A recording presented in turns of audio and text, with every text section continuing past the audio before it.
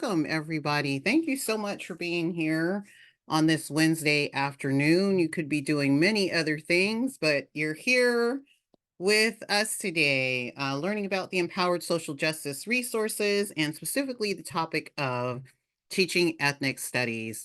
Thank you for your presence. So much appreciated and very inspiring to keep moving forward with our efforts around education and the much needed reforms in the ways that we're teaching and addressing social justice topics in K through 12 and higher education.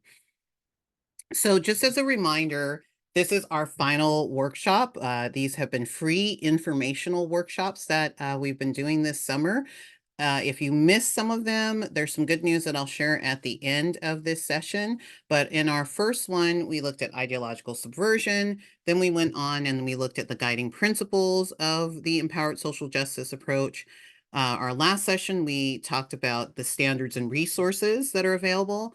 And today we're focusing in on teaching ethnic studies. And again, this is the final summer 2024 free informational workshop. So in today's session, I'll be speaking on 4 topics. First, I'll talk about the landscape of ethnic studies. Then I'll be speaking about the social justice approaches that are in use, advancing classical social justice, and the road ahead.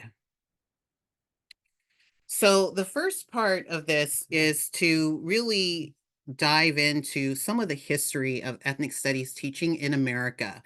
And this is so important because many people don't have an understanding or they lack the knowledge or awareness about where this field even came from, how it's influencing American education today, and why it's important for us to know about the history of what's taken place, as well as, what is ahead for us as we continue down this pathway that scholar activists have built for us. So I'd like to remind everyone here in Zoom that if you have a question while I'm presenting in any of these 4 sections, please do drop it in the Q&A. We have Rob here helping out today with moderation, which I'm so thankful for. And when I get to the closing remarks, that's when we'll open it up for Q&A from the participants here in the room. So just please make sure that you're using that. Your questions will be received, and then during Q&A, he'll be able to answer those.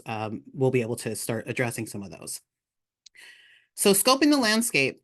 To understand ethnic studies in America, and now it's an international movement, we really have to go back to 1968 when some very key things happened in American education. And part of the empowered social justice approach is to understand the history of a thing or a movement or an effort. Because without an understanding of the past and what has taken place, it's really difficult to understand the context of today's world and why certain things are happening the way that they are in American education and where it came from. So we're going to go back to some of these primary source documents because that's something that the empowered social justice approach encourages us to do.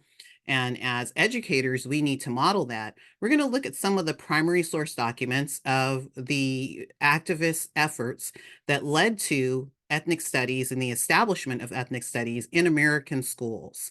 So let's check a look together. Let's see. So the first thing to understand is that ethnic studies, the roots of it are a gift from my home state of California.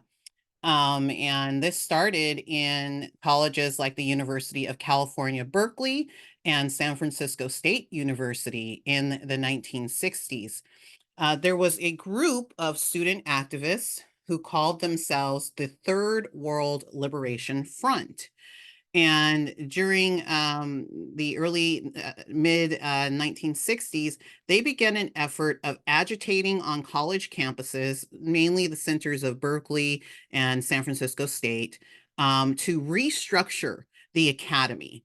And they called and demanded, and you can see here, this is from one of their primary source documents, where they were asking for a structure of a College of Third World Studies. They wanted to create an entire new study field They wanted this to be put on the same level in terms of academic senate as the College of Letters and Sciences, as the College of Chemistry, as the School of Education, the School of Business, the School of Social Work. They wanted to have their own college and so-called discipline to engage in what they called third world studies. Now, when you think about this, the Third World Liberation Front only was comprised of four groups of racialized people. And they wanted the study of these racialized groups to become as respected and as an academic discipline that would have voting rights in the academic senate, its own dean, its own associate deans, its own assistant extension programs. And then two, they demanded that not only a college be established, but that committees on academic programs be established, and also that research committees on cultural and community programs, including an Institute of Race and Community Relations, be established, and that only four groups be focused on in terms of the study of race and community relations. First, Asian American, then Chicano or Mexican, then Asian, then Native American. So this is something that is deeply concerning, and Black studies, pardon me, I misspoke there. This is something that is deeply disturbing when you think about this demand to reshape the academic institutions in the academy to insert this new area of study that had never been engaged with anywhere. But this is what the activists were demanding. They also demanded that there was a reshaping of the academic departments. Now, again, I'm saying it's a racist reshaping. It was purely based on race, and they wanted to establish and demanded to establish a Native American study department with various bureaucratic arms, Black studies, again, with various bureaucratic arms, Chicano studies, and Asian studies. Now, as you're looking at this, you may be saying, oh, well, this just sounds like, they wanted to have studies that are focused on, various racialized groups. Well, that's interesting, right? For one thing, and maybe it was something that folks felt that it was something that was really important. But really, this was a secondary demand. So in the event that the activists could not establish a college of third world studies, they demanded to establish a department of ethnic studies. And then having, again, a whole bureaucratic structure and only focusing on and pretending that only four racialized groups have encountered struggles here in America. So this was the whole impetus. It was a racist demand from the start. And as you look at these structures, and this has been pointed out to me when I've given this presentation previously, many of the structures that were demanded in the 1960s by this Third World Liberation Front group are now how many colleges who are implementing DEI measures have structured their efforts. So they're definitely the progenies of these early activists and the racism that they were attempting to advance at that time too. Why do I say that? Well, here's another look into the strike demands in 1969 that were issued by the Third World Liberation Front. And two, this is just the beginning, and you'll hear echoes if you kind of think about, well, how does that relate to today and what's happening in higher education and other spaces?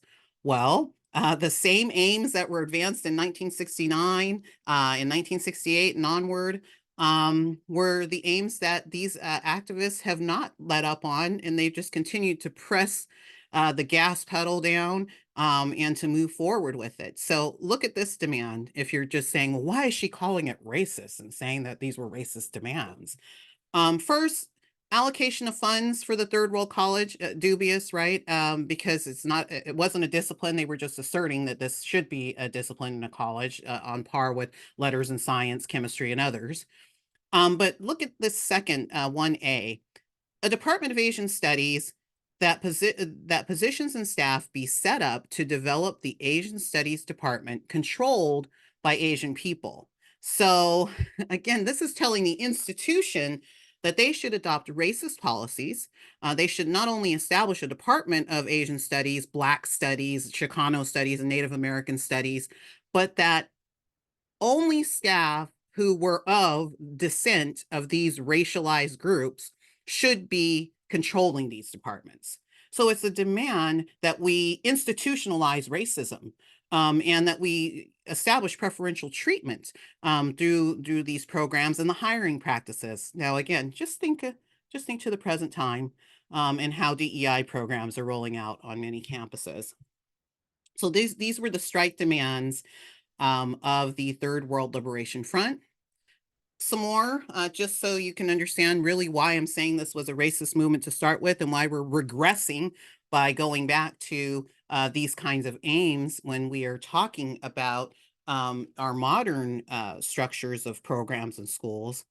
So here's their fourth demand: that every university program, financed federally or otherwise, that involves the third world communities, who again they define as Chicano, Black, Asian, Native American, and now there's an etc. there. Now, it's never proposed on the structuring and all that, but you'll see this etc. come back in today's movement and the inclusion of other groups that have just, again, what hand is guiding who selects these groups? Extremists, and people who are committed to advancing illiberal values and communism here in America. So these third world communities, they wanted any federal or other financing and funds must have third world people in control at the decision-making level, from funding to program implementation. Now, I wasn't around back in 1969 when these demands were being made. I wasn't born yet. But the problem here is that the people who were around weren't paying much attention, apparently, because these demands were public. They were made publicly. There were protests that were happening and taking place around this. And some of the most violent protests in American college history took place on the campuses of UC Berkeley and San Francisco State University. So much so that then Governor Ronald Reagan, who was the governor of California at that time, had to call out National Guard because the violence just got completely out of control.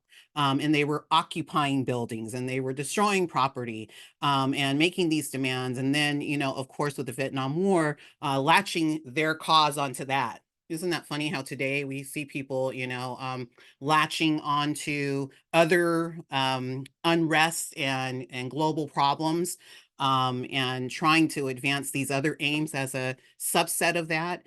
Same tactics, same tactics, same playbook, same thing that we've seen before, if we would only just remember our past so that we're not doomed to repeat it.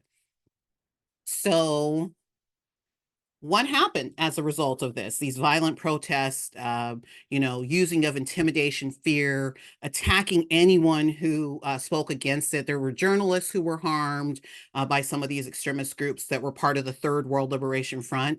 And what took place was that these violent anti-American activists were rewarded with ethnic studies departments at UC Berkeley. And at San Francisco State University, they actually established a college of third world liberation. So a third world college. And so that was the result. The faculty at both campuses, one gave an ethnic studies department, and then one gave a college of third world studies. And then when other colleges and universities in the nation saw what took place in California and how these violent actors and activists had basically succeeded with their efforts of using violence and intimidation to strong arm their colleges and universities into establishing these departments, and by claiming that this is what was needed for social justice and to, right the wrongs of the past, then they started to adopt programs as well, departments of ethnic studies. I don't know so much if there were other colleges of third world studies, but this was a big issue, and other colleges and universities took the example of California and what happened here in California, and then adopted it for their institutional aims.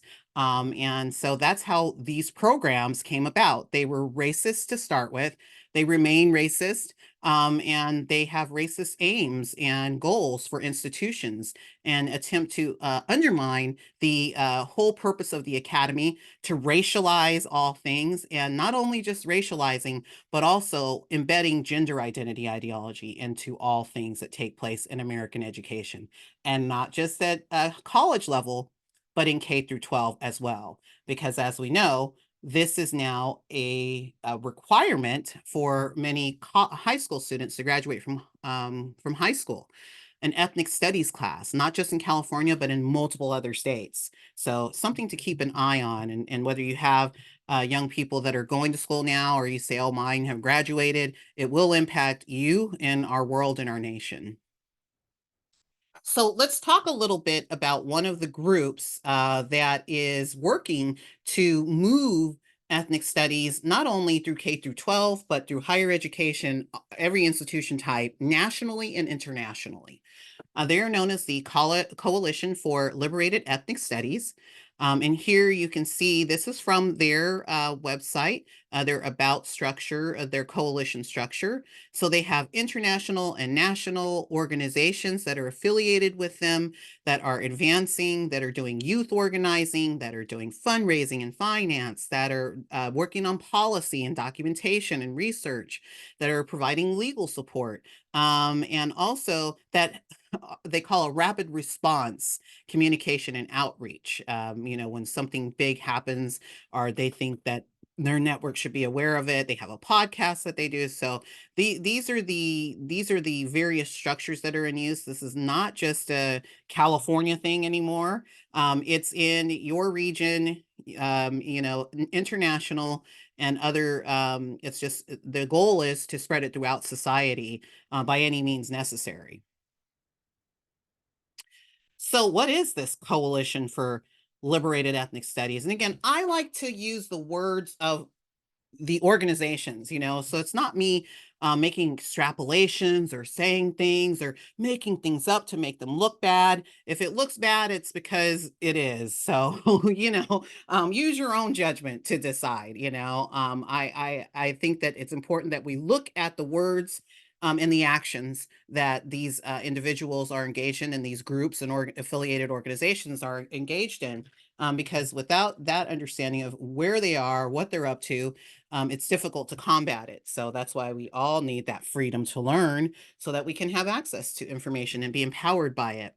So this is part of their story from their website. Again, as of August 2024, the Coalition for Liberated Ethnic Studies was started in the fall of 2021 following the Free Minds, Free People conference, where members of multiple ethnic studies-based organizations facilitated an assembly building on the momentum of political victories in states around the country. The subsequent right-wing and Zionist attacks on teachers and ethnic study curricula necessitated greater national organization in defense of decades of work. So you just heard me unpack the decades of work and what it's rooted in, and the racist aims that what the work was involved in. And it is just now morphed into, beyond just these third world college aspirations, to taking over the entire academy, and all colleges, all disciplines, telling, our STEM folks and others, English teachers, that they should be teaching through a critical social justice lens. And that is what this Coalition for Liberated Ethnic Studies promotes. That's how you see the various components that we'll talk a little bit more in just a moment. But that just really stood out to me. They're claiming that they had some right-wing and Zionist attacks on teachers, very oppositional to start with, and showing who they really are and what they're really about. So you may say, well, who are some of these affiliated organizations? Well, there's many, and some of these may be similar, may be familiar to you, and some may not. And I just want to point out to folks, these are just a few of their affiliated organizations. Couldn't fit all of them on the slide. There were so many. But I just wanted to give people an idea, in case you see any of these organizations or these logos in your school, K through 12 or higher education. So that's what's important to understand. This isn't just limited to colleges now. We're pushing down and through K through 12 as well. with things like Black Lives Matter at school, which has their Lives Matter Week at school, the fall back to school Black Lives Matter things.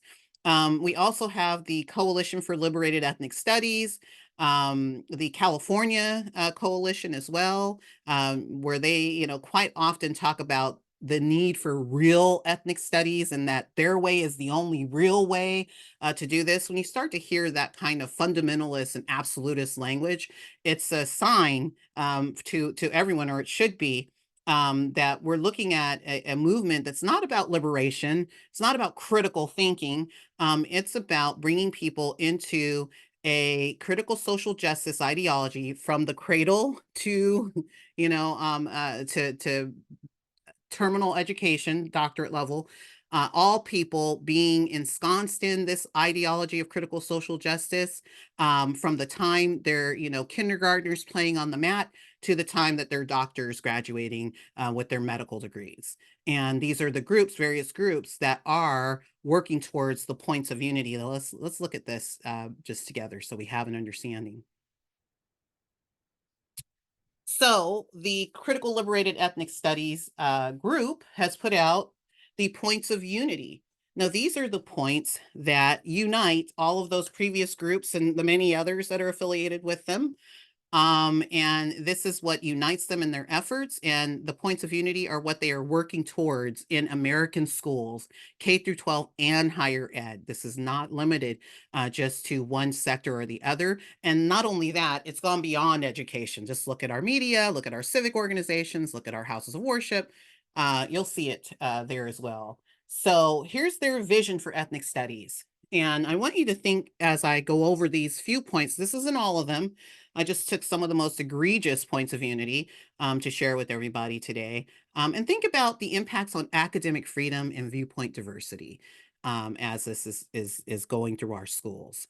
So it says one of the points of unity is courses titled Ethnic Studies focus on the four core areas developed by the originators of ethnic studies: Native American / American Indian studies, African American / Black studies. Notice the names are changing, throughout time.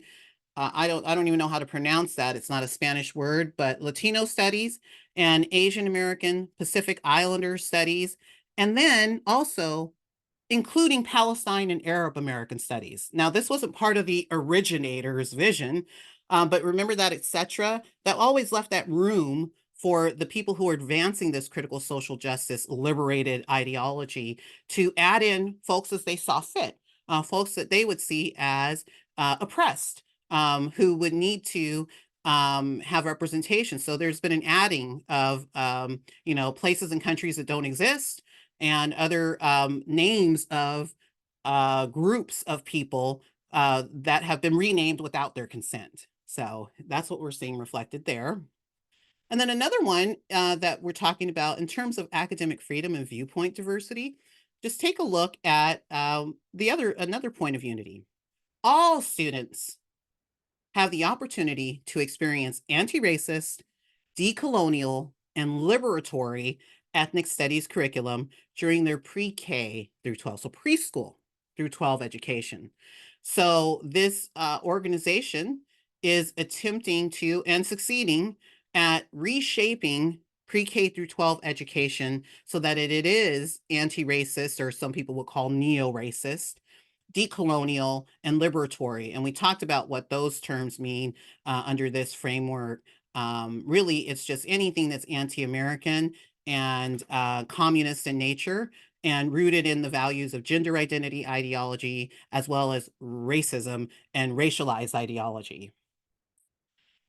The next point of unity, and this one, I really like this one because it really tells who and what these individuals are. So teachers, schools, and school districts understand the importance of authentic ethnic studies. Authentic. You'll often hear that. We want real ethnic studies. We want authentic ethnic studies. And the only real and authentic ethnic studies is the model that the Third World Liberation Front, the racist model that they attempted to establish and were successful at establishing in the 1960s, and now they're advancing it through schools and other disciplines. It's moved beyond these fringe departments. It's not just ethnic studies and gender studies and women's studies. It's throughout all disciplines, and that is the aim of it, to completely subsume all things so that we just constantly and continually focus on our racialized identities, our gender identity orientations, and our fidelity to those constructs as though they are something real, because that's the only authentic way to teach these topics, according to the critical liberated ethnic studies folks. Another thing says in their points of unity is to have sufficient support to withstand attacks from Zionists and other right-wing forces and liberalism, including attacks on critical race theory, which is central to ethnic studies as a discipline. So these are not my words. These are the words of the Critical Liberated Ethnic Studies Coalition. So, and these are the points of unity that gather all those previous groups that I outlined together. Now, I want to just point something out here that's just something that popped out to me right when I first read it. Attacks from Zionists and other right-wing forces. So there's a conflation of Zionism with right-wing. That's really disingenuous, problematic, and just wrong. Not every person who's a Zionist identifies as right-wing or left-wing or any other wing, right? And then two, I really appreciate that they point out that liberalism is an enemy to them. And that's because the Coalition for Liberated Ethnic Studies and the liberal critical ethnic studies model is an illiberal approach to teaching social justice.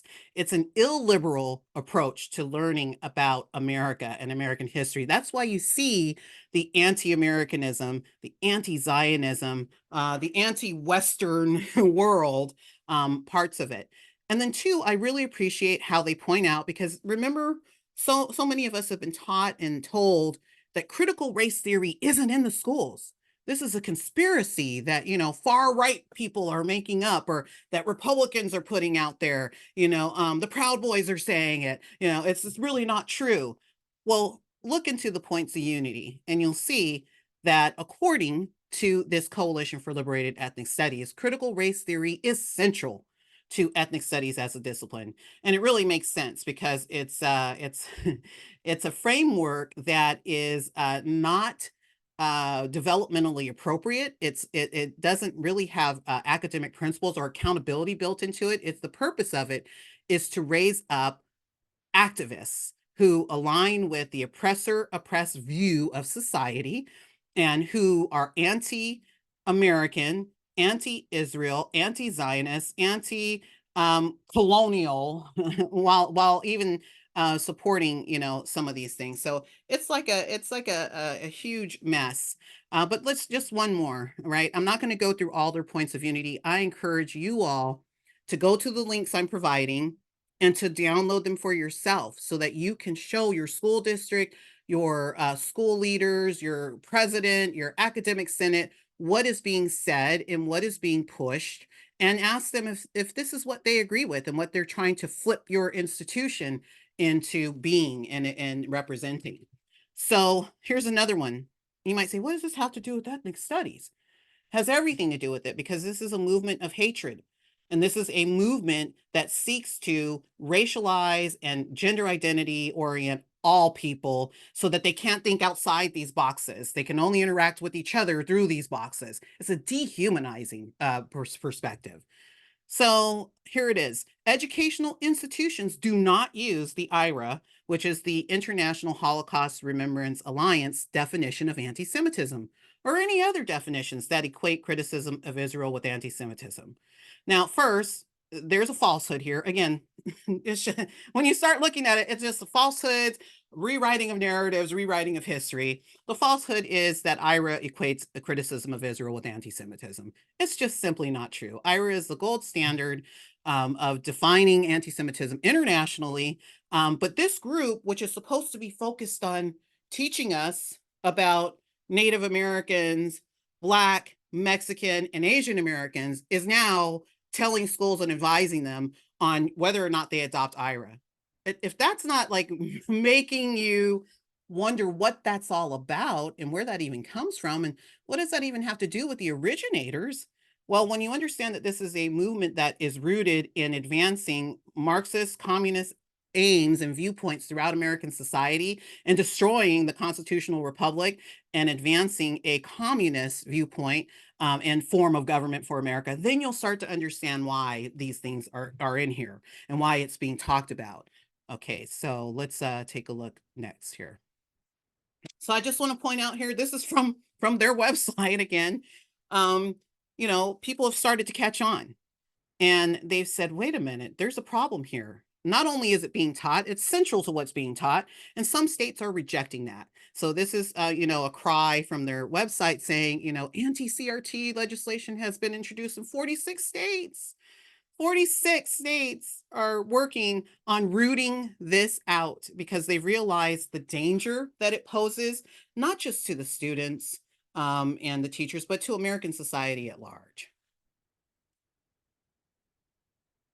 And I really want to touch on these exclusionary principles of critical liberated ethnic studies. And why is it problematic that our preschool through 12th grade students and our community college students and our research one and research two students and our most elite colleges and universities are being taught in a critical liberated ethnic studies model. And in many places, these activists have succeeded in making them graduation requirements. So you'll have checkpoints to get out of K through 12, you have to have received some indoctrination into critical liberated ethnic studies.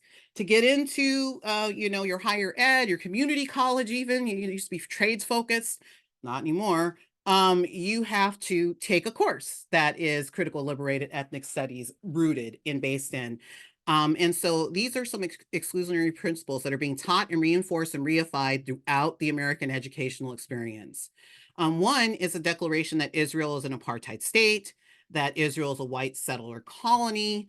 It promotes an anti-Israel and pro-BDS position throughout, from kindergarten onward, views Israelis as colonizers and, quote, Palestinians as indigenous victims of European colonialism. It disregards Jewish main lineages and erroneously categorizes Jewish people as white oppressors. And it discusses and promotes, quote, Palestinian American perspectives while excluding Zionist and Jewish American voices. So these are the things that are really important to understand about this National Liberated Ethnic Studies Coalition. And if it's news to you, I hope it motivates you to see why we're seeing what we're seeing in our streets and on our campuses and to take action about it in any way. So there's a willful exclusion taking place here. And I really love what Daniel Rubin says. He says, liberated ethnic studies has a huge blind spot when it pertains to the study of Jews and anti-Semitism in the US. And more importantly, it holds a blatantly and vehemently pro-Palestine, anti-Israeli, and anti-Zionist stance. American Jews are a distinct minority group in the US. Jews comprise only 2.4% of the US population, which is smaller than each of the main four groups that are already covered in ethnic studies. And therefore, Jewish Americans are a distinct minority group by number and by threat. So this willful exclusion of the group of people, of Jewish people as a group, by the Third World Liberation Front activists and their progenies who are with us now today, is something that's so key for us to understand. And it's just not logical when you think about it. It's not logical in any way, and it's just rooted in hatred, and it's rooted in exclusion, willful exclusion. So let's speak a little bit about social justice approaches. The first thing to understand when we're thinking of critical social justice, and if you haven't gotten Helen Pluckrose's new book, I encourage you to get it. There's templates in there that you can use to write letters to your, school leaders, elected officials, and so forth. Check it out. And this, it's a very concise book, but really framing this as a gospel is very appropriate because a gospel is something that you cannot question. So these are unquestioned principles. They cannot be interrogated. They must be accepted at full value without question by anyone. And if you question, your community may shun you. Your community may banish you. They may make it so that you lose your job. This reminds me of things that happened to me in the California community college system, and they'll ostracize you. So that's why it's called a gospel of critical social justice. These are things that may not be questioned. First, all white people are racist. Being non-racist isn't possible. Masculinity is pathological. Sex is not biological and exists on a spectrum. There's a disbelief in the concept of gender identity that they claim kills people.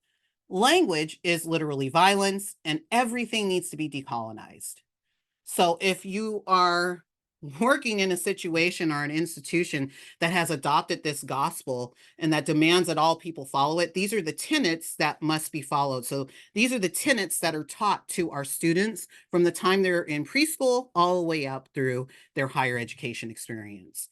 And it's nice to see it being identified and named, because if you don't know what you're combating or what it is or what it stands for, and they've been very good at really obfuscating that and making it so that it's not well known and easy to point out. Well, now we have the ability to do that, and that will help people to act in more intentional ways to dismantle and remove this influence. So you saw the principles and how gender identity ideology is mixed in with racialized ideology and the ideology of race and racism. That's because Coalition for Liberated Ethnic Studies also combines those. It is a critical social justice movement. So that's why you see in their graphics and visuals, this is theirs, not mine. They put things like ethnic studies as queer too. And that's why you see queer theory and queer ideology being taught to preschoolers and kindergartners in our schools, because that is their belief. And that is the belief that they have trained teachers in. This has overtaken teacher colleges and universities as the default.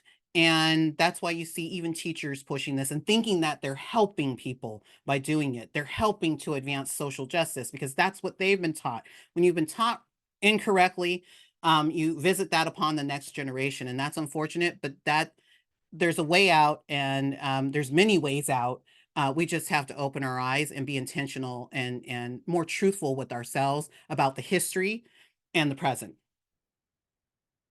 So when I talk about this, again, some people claim to me that that critical race theory isn't in schools. It's an invention. You just saw from the points of unity of the critical um, liberated ethnic studies coalition that these things are central to what they teach. And this is what they believe. So here I'm just showing, again, an example of from social media, New York public schools, where children in fifth grade are being taught that white privilege is a real thing. And then not only that, so you can't question it's real. Now give me some examples of where you see it in your community. And let's put this up on our classroom board and look at it together so that we can think about how we can combat and dismantle white privilege. This is racist teaching. It's the advancement of bad ideas. It's a liberal society's values of openness and free speech and the marketplace of ideas being used against itself. If you missed our session on ideological subversion, when the videos publish in the late fall, which they will, I encourage you to watch that one. It takes a deep dive into this topic, and it's very necessary to understand that, to understand what's taking place. Another thing, if you're wondering how are kids learning about protesting and why are they walking out of schools and why are they not in school learning how to read and write and perform basic arithmetic? Well, that's because in many instances, teachers are instead working with programs like Woke Kindergarten, which is an actual national program in many schools. And they're reading students' books, kindergartners' books, like So You Made It to a Protest. And you can see here some of the pages from that book that are shown to children, and letting them teaching preschoolers about queer power over fear power. And basically, when these programs are implemented, the expected happens, but it's still shocking that school districts are pouring money into this, and the so-called target groups that this is supposed to help, not only are their scores diving, but all student scores are diving. And that's because this is a dehumanizing framework. It's illogical. and it's activist oriented. And some kids just really want to learn and make friends. They don't want to be activists or take a knee or do any of this other stuff that they're being told they must do to be good people in their school communities. Another example, this is again pre-kindergarten curriculum. K through 12. So this is a read aloud book that a student would see and hear their teacher reading. And here teaching them about things that Zionists are bullies, that people are being hurt, teaching them about countries that don't exist, and two, the language that's used is really terrible.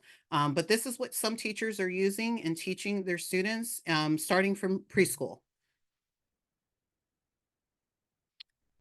Another thing, how are my kids learning about, a gender identity? Well, you have teachers and school districts and other communities that are teaching them about the genderbread person and the gender unicorn and all of these other ideas that preschoolers and kindergartners and first and second graders, I mean, so many of our students, this is not developmentally appropriate. It's not rooted in, best practices for education that I can see anywhere. Maybe someone send me some if you have them. And I don't mean Sleater and Garcia.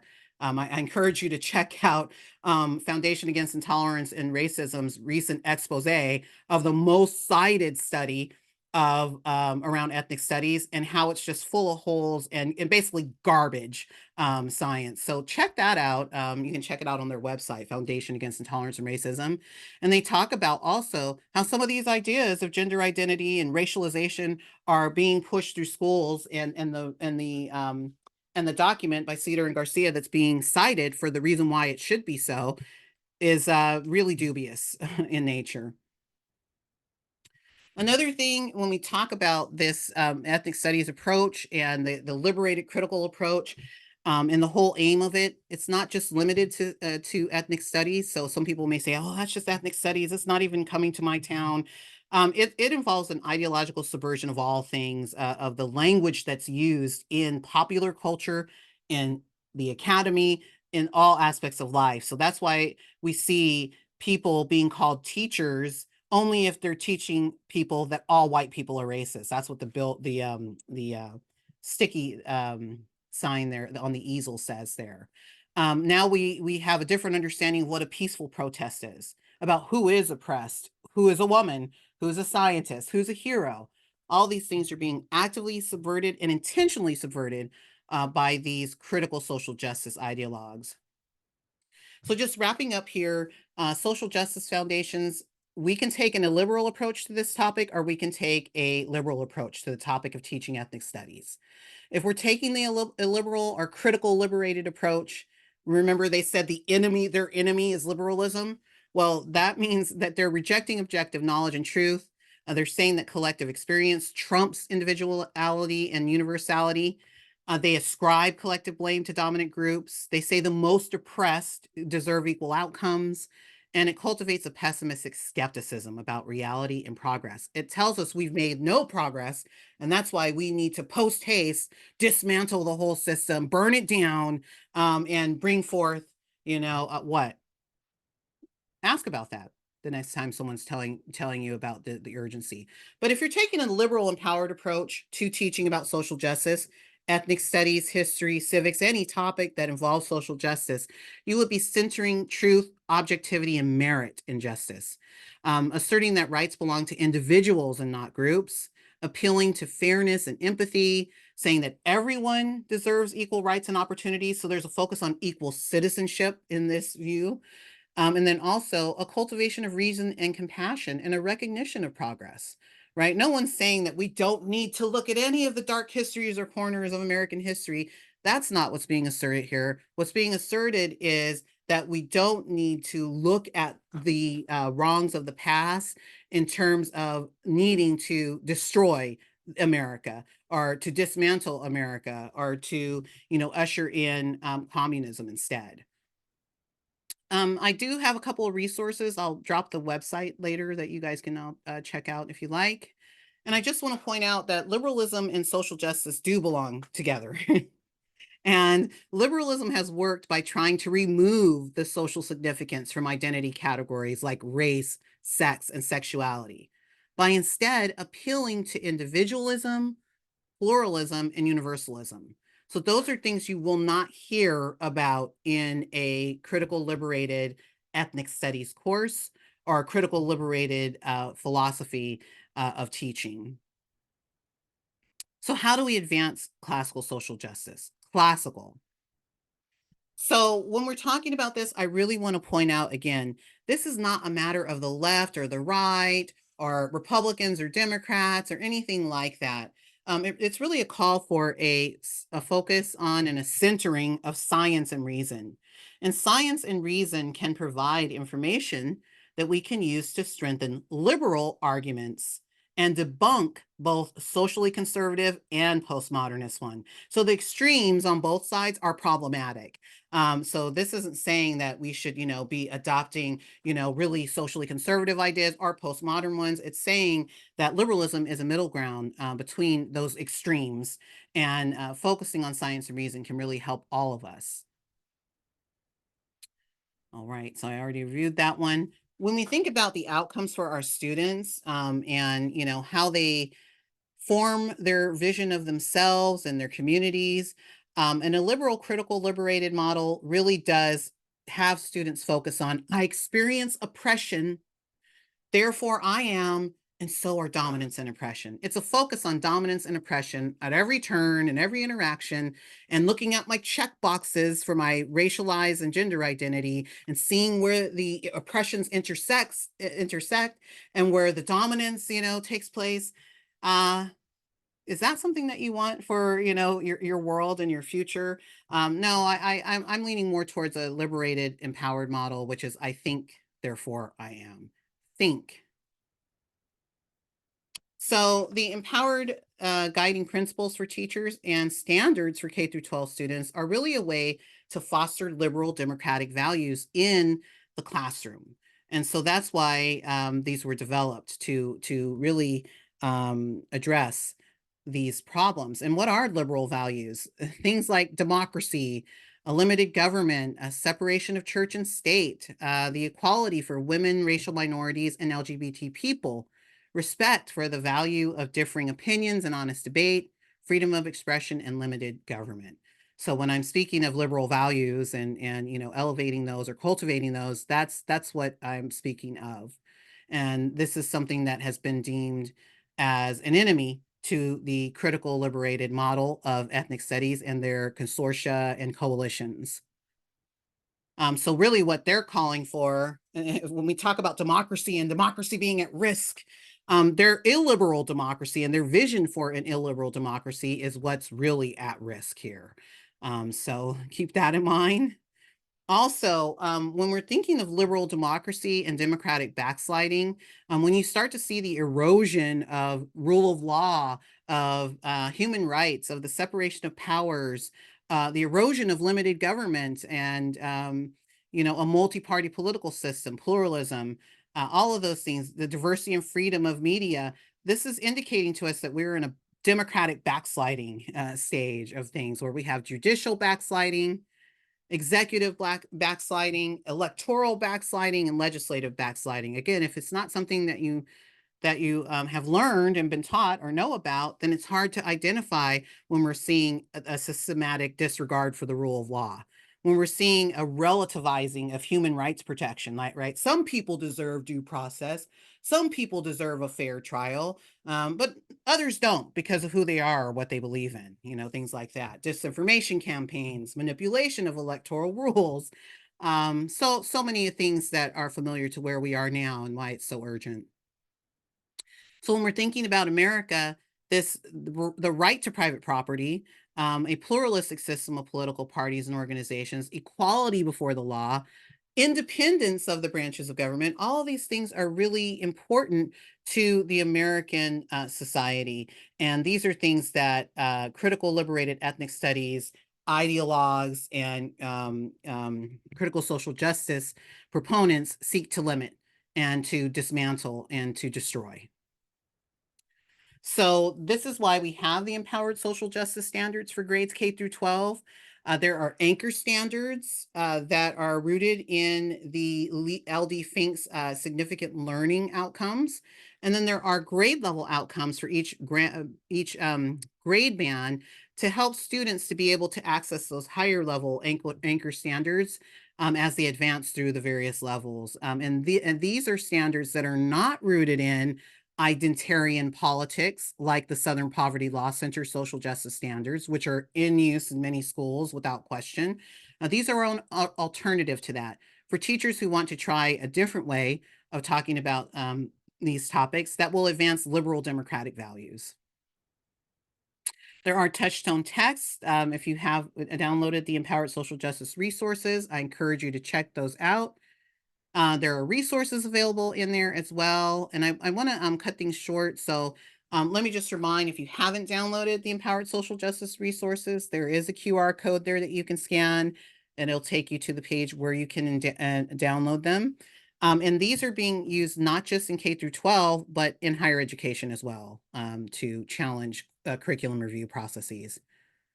So as liberals, we must defend people's right to disbelieve in critical social justice, just as we must defend the right of people to believe in it if they choose. So this isn't about pushing critical social justice out of schools, making it so no one ever teaches it again. That's something that politicians and other people can do.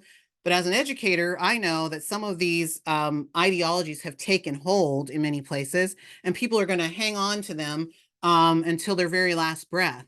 And they'll never change the way that they've been taught and what their teacher education program taught them and what they strongly believe is the way to advance social justice. So no one's saying that those people should not be doing that or should be banned from it, or we should write legislation. I'm not saying that. Maybe other people's are. Some people see this and they're so horrified that they say this shouldn't be anywhere and it's so dangerous and harmful. But for me, I say let's just make space. Let's make space in K through 12 curriculum. Let's make space in higher education, curriculum, so that viewpoint diversity can be possible for our students, so they can make their own minds up about these topics. And that involves exposing, experiencing, and looking at primary sources that have sometimes conflicting information, and focusing on learning and not activist making. So we have a choice between where we want to go, equality of opportunity or equality of outcomes. It really is just that simple. And we really need to know that, again, this isn't a left or right or Republican or Democrat issue. These are liberals on all sides or no sides of the political spectrum who may disagree on economic issues or other policy issues, but are united in our support for individual liberty, common humanity, freedom of belief and speech, the value of viewpoint diversity, and the need for consistent principles in which the rules and freedoms apply to everyone. So how do we address it? Well, there's many things that we should not do, but what we really need to do is focus more and more on reason, liberalism, equality, merit, and secularism throughout our American society, education, and policy. These are key tenets that are necessary. And just remembering too that American history, when we talk about ethnic studies, it's wrong-headed and inaccurate to pretend that only 4 groups have experienced struggles in American history. It's just wrong, and it's not true. This country is, and the history of it is the history of many peoples and of one people. And that's something for us to remember. And that's why I say teach pluralism. That's why it's part of the themes of ethnic studies teaching in this approach. So this is concluding our summer workshops. I do just want to share with everyone that I have secured 50% of the funding needed to make these 4 summer workshops and other resources into an evergreen resource. It'll be an on-demand free resource for people. And it will be launching in the late fall. And we've already started the build on it. So I'm very excited about that. And not only that, but I do offer customized consultations, workshops, and trainings. I've had many pings and I've already gotten started. Actually my fall calendar is filling up with people who not only want to talk about empowered social justice, but other topics that I do bring in. How do we do social emotional learning?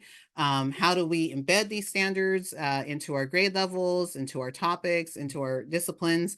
And then I also have one-on-one consultations as well. So check out drtlee.com. And again, of course, always, welcoming and seeking investors.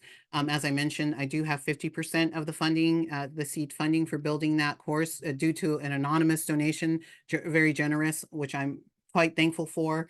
But this is an independent work and effort, and I'm a one-person consultancy. So at this time, but we are growing and hoping to continue to grow. And I'd like to take questions if there are any here. Absolutely. Thank you, Dr. Lee. We do have some questions here. Okay. First one is actually pretty easy. What does FICMA stand for? And go ahead. What does FICMA stand for? So this is LD Fink's creating significant learning experiences. So if you were not at our last section where we talked about the standards and the resources, I encourage you to watch that one.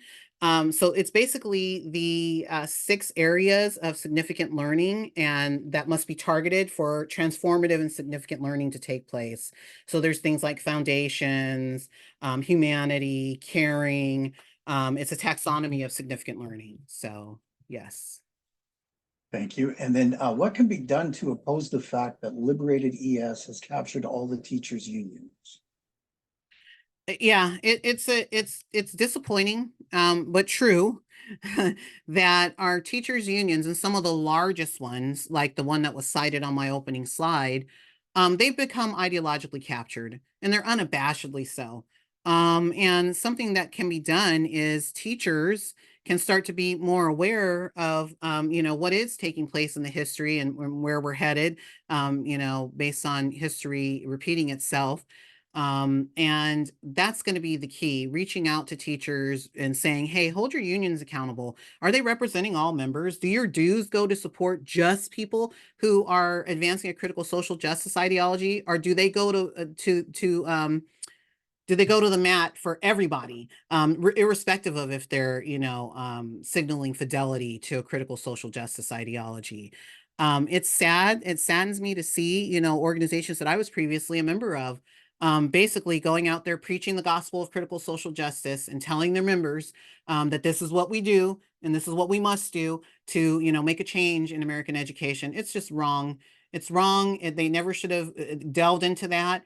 And they should have been protecting the academic freedom and freedom of expression of all educators, but that's not what's happening. And that creates even more of an environment where you say, wow, even my union's not going to support me. I better just march along and, not say anything. Well, many of us, we're leaning into our moral courage and we're saying enough is enough.